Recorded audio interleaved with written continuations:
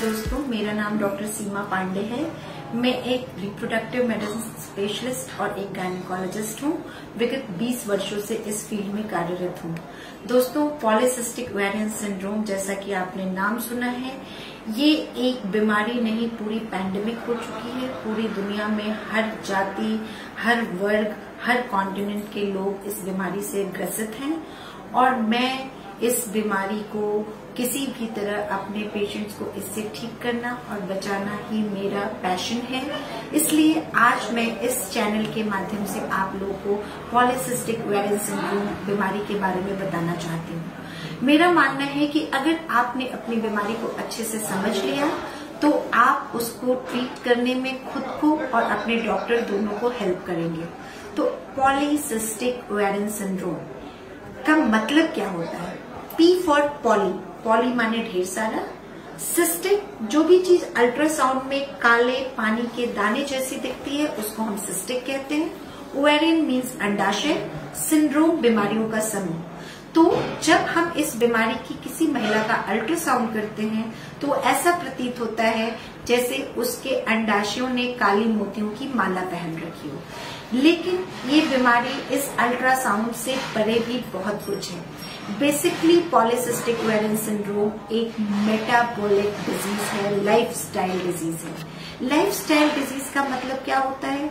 जो बीमारी हमारे खान पान, रहन सहन और वातावरण में परिवर्तन की वजह से होती है उनको हम लाइफस्टाइल डिजीज कहते हैं। जैसे शुगर, ब्लड प्रेशर, हार्ट, ये सारी बीमारियां लाइफस्टाइल डिजीजेस हैं। उसी प्रकार पॉलीसिस्टिक ओवेरियन सिंड्रोम भी एक लाइफस्टाइल डिजीज है जिसमें सिर्फ आपकी ओवरीज अफेक्टेड नहीं होती हैं बल्कि आपका पूरा शरीर अफेक्टेड होता है। आप क्या खाते हैं, कैसे रहते हैं, ये सारी चीजें बहुत मैटर करती हैं।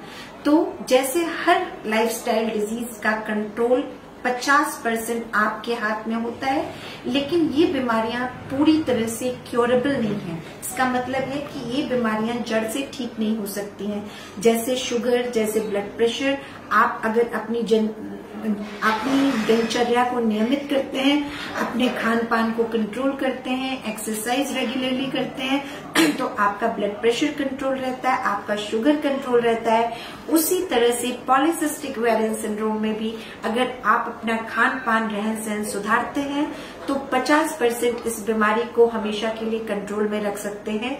लेकिन ये बीमारी जब आप अपनी माँ के पेट में थी तब से शुरू हुई है और आपके साथ रहेगी आपके मेनोपॉज के बाद तक। तो दोस्तों, इस बीमारी को समझने से पहले मैं आपको मेंस्ट्रुअल साइकिल और रिप्रोडक्शन क्या होता है वो बताने की कोशिश करूंगी।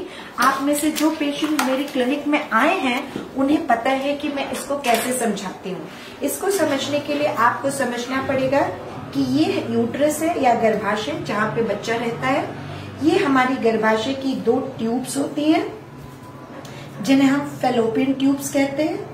मेरी ड्राइंग पे मत जाइएगा, वो बहुत ज्यादा अच्छी है। और यहाँ हमारे 2 अंडाशय होते हैं। इन अंडाशयों में अंडों की संख्या लड़की के पैदा होने के पहले से फिक्स रहती है। अब जब लड़की बड़ी होती है, उसको MC आना शुरू होता है, मासिक धर्म के पहले से चौथे दिन के बीच कभी इधर से या कभी इधर से किसी एक अंडाशय से कोई एक अंडा नॉर्मली सिलेक्ट होता है। ये जो छोटे छोटे आप देख रहे हैं, ये अंडे डॉर्मेंट स्टेट में पड़े हुए हैं, इनमें कोई ग्रोथ नहीं हो रही है। अब MC के 5वें से 14वें दिन के बीच ये अंडा इस पानी की झिल्ली में बढ़ता है जिसको एक फॉलिकल कहते हैं। ये फॉलिकल जो चूज कर लिया जाता है इसको डोमिनेंट फॉलिकल कहते हैं। और जब इसका साइज 20 से 25 मिलीमीटर होता है तो MC के 14वें से 17वें दिन के बीच ये फॉलिकल की झिल्ली फूट जाती है, ये अंडा बाहर आता है और ये ट्यूब में चला जाता है। ये ट्यूब यूट्रस में यहाँ पे जुड़ी रहती है और यहाँ से खुली होती है। अब पति पत्नी साथ रहते हैं। इंटरकोर्स के दौरान सीमेन यहाँ पे इकट्ठा होता है। अगर सीमेन में स्पर्म की संख्या 20 मिलियन पर ml से ज्यादा हो, उसमें से 40% से ज्यादा मोटाई और ये ट्यूब खुली हो, तब जाकर के कोई एक स्पर्म इस ओवा तक या अंडे तक पहुंचता है। अंडे और स्पर्म को मिलाकर के निषेचन की प्रक्रिया ट्यूब में होती है। गर्भ रुकने की शुरुआत यहीं पे होती है। गर्भ 2-4 दिन यहाँ बढ़ता है, फिर यहाँ छोटे छोटे बाल होते हैं जिनके माध्यम से खिसकता हुआ वो यूट्रस में जाता है और 9 महीने यहाँ रहता है। जिस महीने एग और स्पर्म मिल करके कोई भ्रूण नहीं बनाते हैं, एम्ब्रियो नहीं बनाते हैं, ये एग जो है ये सूख जाता है और ये यूट्रस की जो लाइनिंग है जिसको हम एंडोमेट्रियम कहते हैं, जब तक ये फॉलिकल बढ़ रहा था ये अपने को खा पी के मोटा कर रही थी, क्योंकि ईश्वर ने इसको एक ही काम दिया है, गर्भ रोकने का। अगर बच्चा रुकता है तो ये उसको पालती है, वरना ये शेड ऑफ होकर के एमसी बनकर के गिर जाती है। ये normal menstrual cycle and reproduction की प्रक्रिया है। पॉलीसिस्टिक ओवेरियन सिंड्रोम के पेशेंट्स में ये प्रक्रिया गड़बड़ हो जाती है। इस गड़बड़ी में 2 चीजें होती हैं। जितनी भी हमारे शरीर की प्रक्रियाएं हैं जैसे मेंस्ट्रुएशन, रिप्रोडक्शन, ये सब कुछ, या हम आपसे बात कर रहे हैं, ये सब कुछ हमारा ब्रेन कंट्रोल करता है। ब्रेन हर जगह खुद नहीं जा सकता, इसलिए वो हमारे ब्लड में कुछ सिग्नल भेजता है जिसको हम हार्मोन कहते हैं। ये हार्मोन आप में और आपके पति में, दोनों में लगभग एक जैसे हैं, लेकिन सिर्फ वही डिफरेंट है जो आपके पति को लड़का बनाता है और आपको लड़की बनाता है। लेकिन इसका मतलब ये नहीं कि लड़कों वाला हार्मोन लड़की में नहीं है और लड़की वाला लड़के में नहीं है। दोनों का हार्मोन होता है, उसका एक बैलेंस होता है। औरतों में पाए जाने वाले हार्मोन्स को फीमेल हार्मोन्स कहते हैं, आदमियों में पाए जाने वाले हार्मोन्स को मेल हार्मोन्स या एंड्रोजन्स कहते हैं। इन दोनों का बैलेंस होता है। हर एक की बॉडी में दोनों हार्मोन होते हैं, मेल में मेल का ज्यादा होता है, फीमेल में फीमेल का। जब कभी ये बैलेंस बिगड़ जाता है तब ये जो प्रक्रिया थी आपको मैंने समझाई फॉलिकल के ग्रोथ की, इसके रप्चर होकर के ट्यूब में पहुंचने की, ये डिस्टर्ब हो जाती है और आगे का काम नहीं हो पाता है। तो पॉलीसिस्टिक ओवेरियन सिंड्रोम पेशेंट्स के शरीर में आदमियों में पाया जाने वाला हार्मोन या मेल हार्मोन की मात्रा बढ़ जाती है। वो क्यों बढ़ती है इसका पूरी तरह पता अभी तक वैज्ञानिकों को नहीं लग पाया है। बहुत सारे वैज्ञानिकों का मत है कि जब आप अपने माँ के पेट में थी तो उस वक्त उनकी बॉडी में कुछ ऐसे चेंजेस हुए थे जिससे कि वहां पे मेल हार्मोन्स ज्यादा हो गए थे और वही आपकी बॉडी में आ गया। लेकिन क्लियर कट कैसे हुआ ये, इसका पता किसी को भी नहीं है। दूसरी चीज, आपने इंसुलिन नाम के हार्मोन का नाम सुना होगा। अधिकतर शुगर के पेशेंट, डायबिटीज के पेशेंट इंसुलिन का इंजेक्शन लेते हैं।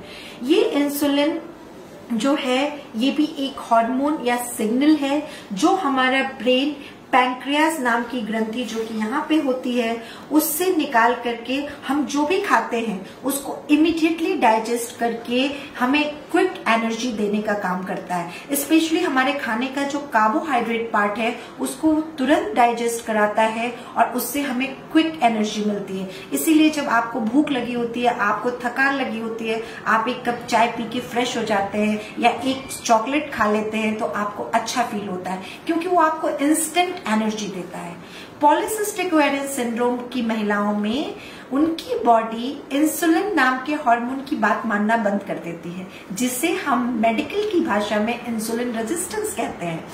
तो क्या होता है, जैसे आपने अपने घर में काम करने के लिए 4 मजदूर लगाए और उन मजदूरों ने समय पे आपको काम पूरा करके नहीं दिया तो आप मजदूरों की संख्या बढ़ाते हैं। आपको लगता है कि काम हो नहीं पा रहा है। आप नहीं समझ पाते हैं कि ये मजदूर अपने ठेकेदार की बात नहीं मान पा रहे हैं और काम को टाइम से नहीं कर पा रहे हैं। इसी तरह हमारा ब्रेन सोचता है कि इतना इंसुलिन सफिशिएंट नहीं है तो वो और इंसुलिन हमारी बॉडी में निकालने लगता है, जिनको पॉलीसिस्टिक ओवेरियन सिंड्रोम होता है।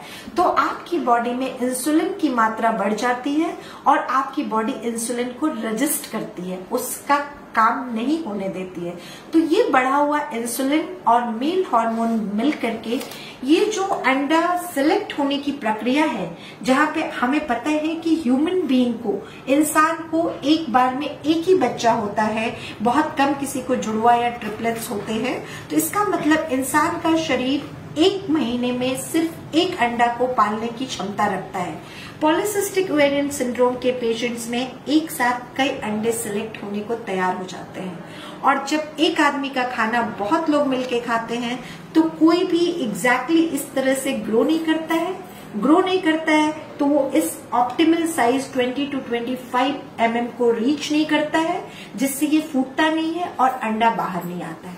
इसी को जब आपके डॉक्टर के पास आप जाते हैं, वो आपका फॉलिकुलर मॉनिटरिंग करता है। इसकी स्टडी जब हम अल्ट्रासाउंड से करते हैं तो उसको हम फॉलिकुलर मॉनिटरिंग कहते हैं। तो जब वो आपकी फॉलिकुलर मॉनिटरिंग करता है तो कहता है आपको अंडे नहीं बन रहे हैं। तो ये सारे छोटे छोटे अंडे आपके अंडाशय में इकट्ठे हो जाते हैं, और जब हम आपका अल्ट्रासाउंड करते हैं तो ऐसा दिखता है जैसा मैंने आपको शुरू में बताया था।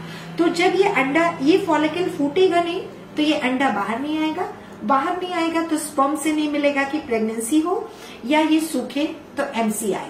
और यही गड़बड़ी है, जिसके में जितना ज्यादा अंडे सिलेक्ट होते हैं उनका पीरियड उतना लेट होता है, और हमें उस बीमारी की तीव्रता हम उतनी ज्यादा मानते हैं। ये एक सिंप्लीफाइड फॉर्म है आपको पॉलीसिस्टिक ओवेरियन सिंड्रोम का पूरी तरह से कैसे होता है ये समझाने के लिए।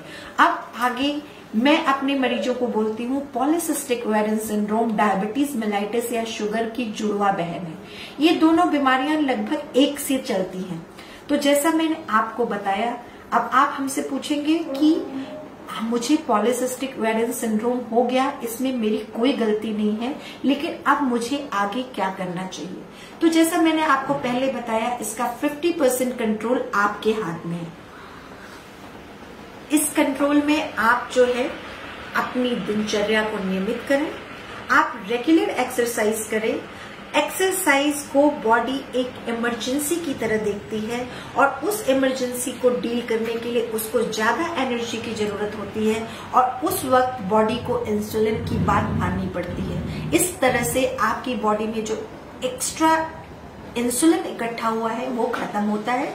एंड सेकेंडली, अगर आप अपने खाने से चावल, चीनी, आलू की मात्रा, सिंपल कार्बोहाइड्रेट्स जो भी आपके जीभ पे रखने पे तुरंत डिसॉल्व हो जाए, आपको खाने में मीठा और टेस्टी लगे, उसकी मात्रा कम कर देते हैं, तो बॉडी को कम इंसुलिन निकालना पड़ता है, तो आपकी बॉडी पे इंसुलिन लोड कम होता है, क्योंकि ये इंसुलिन फिर ब्रेन में जाकर के ऐसे सिग्नल्स बनाता है कि आपकी बॉडी में मेल हार्मोन्स और बनते जाते हैं। 80% लोग जो इस बीमारी से ग्रसित हैं वो महिलाएं मोटी होती हैं, ओबीज होती हैं, हेल्दी होती हैं। और ये जो एक्स्ट्रा फैट है, स्पेशली जो हमारे टमी के अराउंड फैट है और हम इंडियंस, एशियंस में ज्यादा है, इस फैट से एक्स्ट्रा सारे हार्मोन्स बनते हैं, और यही फैट हमारी अधिकतर बीमारियों की जड़ है, और इसी को कम करना ही हमारा उद्देश्य है। तो आप अगर ऐसी एक्सरसाइजेस करें कि आपके टमी के अराउंड वेट ना पुट ऑन हो, एक्स्ट्रा फैट ना हो, आप अपने खाने में चावल, चीनी, आलू की मात्रा कम कर दें, आप नियमित रूप से एक्सरसाइज करें, व्यायाम करें। योगा और प्राणायाम के बहुत पॉजिटिव इफेक्ट देखे गए हैं इस बीमारी पे। ये सारी चीजें करें तो ये बीमारी काफी हद तक आप कंट्रोल में रख पाएंगे। सबसे इम्पोर्टेंट इस बीमारी का यही फंडा है कि आपको ओवरवेट नहीं होना है। अपने वेट से 1-2 किलो कम रहे चलेगा, लेकिन अपने वेट से अगर आप ऊपर जाते हैं तो आपकी मेंस्ट्रुअल साइकिल गड़बड़ होती है, आपको ज्यादा बीमारियां होने की, मेटाबॉलिक जैसे sugar, blood pressure, heart chances बढ़ते हैं। स्पेशली अगर आपको फैमिली हिस्ट्री हो इन बीमारियों की तो आपका चांस बहुत ज्यादा बढ़ जाता है। और हम एशियंस, स्पेशली इंडियंस, ऑलरेडी बहुत प्रोन है लाइफस्टाइल की। हमारी लाइफस्टाइल स्मूथ होती जा रही है, हम काम कम कर रहे हैं, खाना हमारा रिफाइंड होता जा रहा है। हमें पैक्ड फूड से बिल्कुल बचना है। जो भी चीजें पैक होके आती हैं, बाहर से बन के आती हैं, उनको नहीं खाना है। अच्छा ऑयल, प्योर, आप अगर सरसों का तेल खाते हैं वो खाइए, प्योर घी खाइए, 1 से 2 चम्मच ही खाइए, लेकिन प्योर और नेचुरल सोर्स से आई हुई चीजें खाइए। अपने खाने में कॉम्प्लेक्स कार्बोहाइड्रेट, अगर आप रोटी बना रहे हैं तो वो मल्टीग्रेन की रोटी बनाएं, ना कि आप सिंपल गेहूं का आटा जो आपने बाजार से मंगाया है पैक्ड, उसका बनाएं।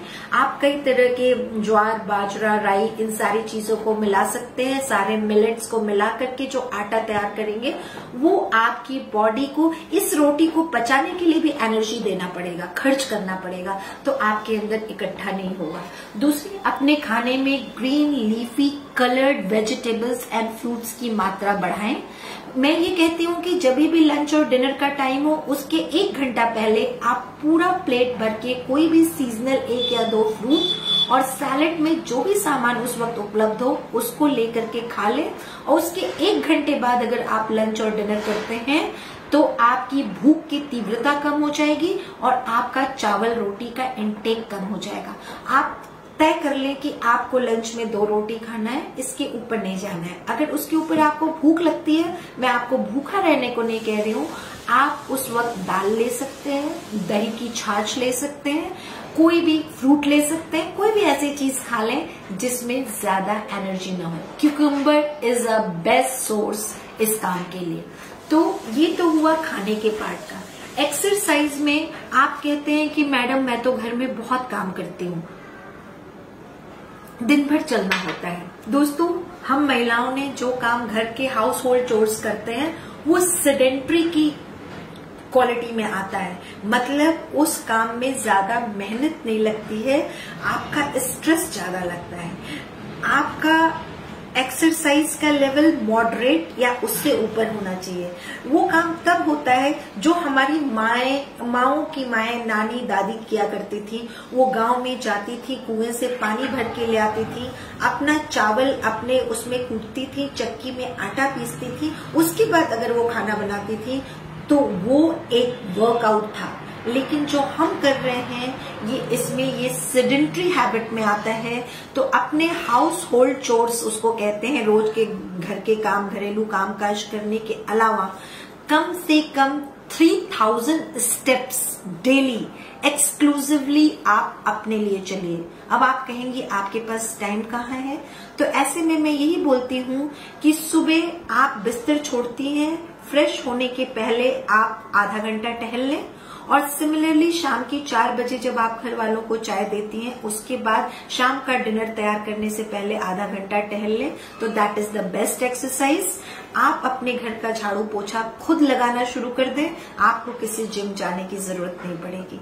अगर इसके बावजूद भी आपके पॉलीसिस्टिक ओवेरियन सिंड्रोम के सिम्टम्स और साइंस बढ़ते हैं, चीजें गड़बड़ होती हैं, तो आपको डेफिनेटली अपने डॉक्टर की सलाह लेने की जरूरत है।